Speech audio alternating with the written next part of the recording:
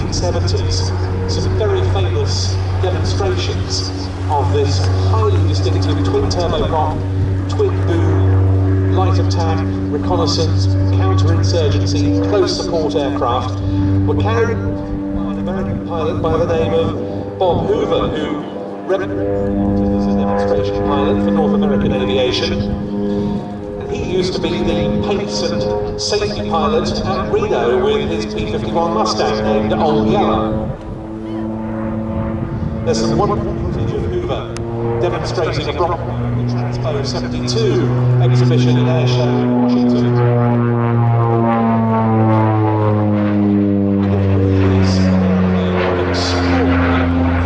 This one comes to us from the Bronco demo team based at Kortrijk-Velgen in Belgium.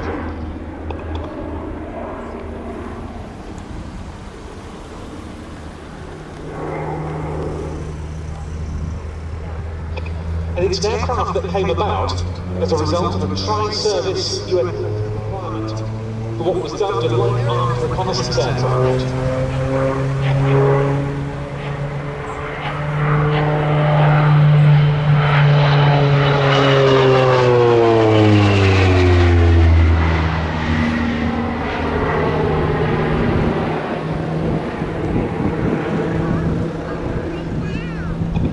And as you can see, as unlikely as it may seem for an aircraft of this configuration, it's fully aerobatic.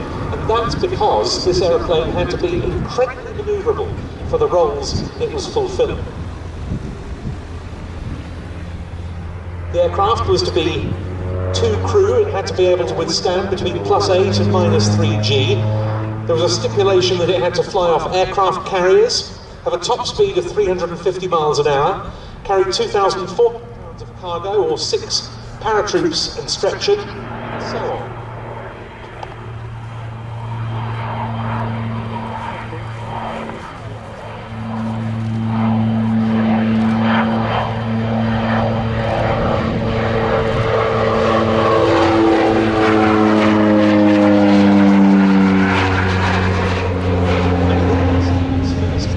Air Force in July 1968 in time to have a deep involvement in the war in Vietnam, both with the US Air Force and the US. And they were flown on all sorts of duties, observation sorties. They acted as platforms, directing strikes by fast jet attack aircraft, but they could also carry out strikes of their own.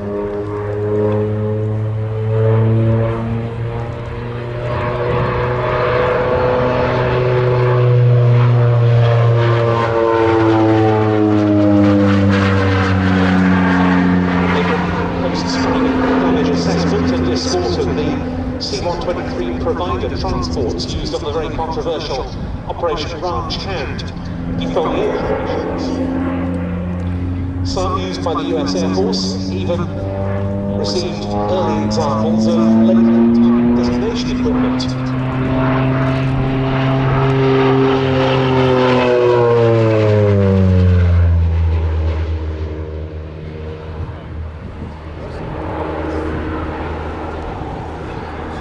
Much later, the US Marine Corps used them in Operation Desert Storm, the 1991 Gulf War, but by then it was becoming increasingly vulnerable, and the US Air Force opted out of flying its Broncos during Desert Storm for that reason.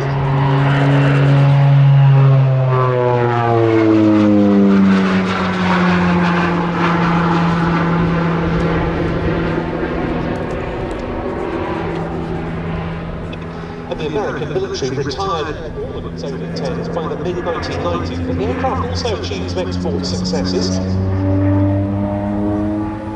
They carried on being used by various US national and regional governments.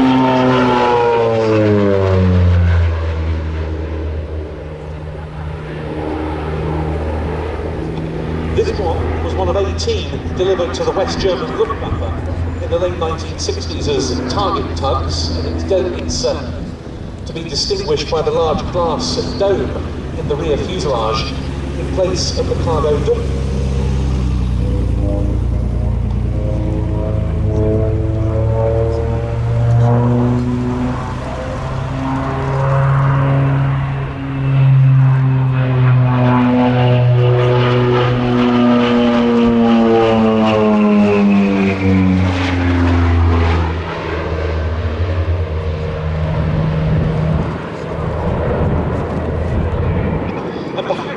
wonder, when you see how agile it still is, that this is an aircraft that it was thought might come back into vogue, because there's recently been a great deal of interest on the part of the US military in light attack aircraft for theatres such as Afghanistan.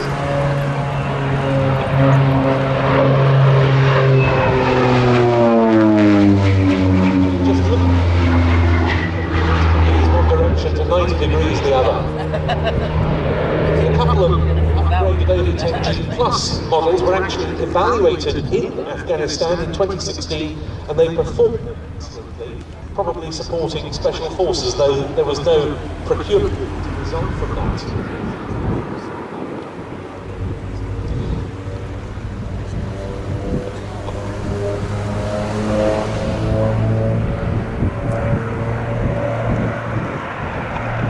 Now, I mentioned the Shuttleworth this aircraft needed. We're about to see them.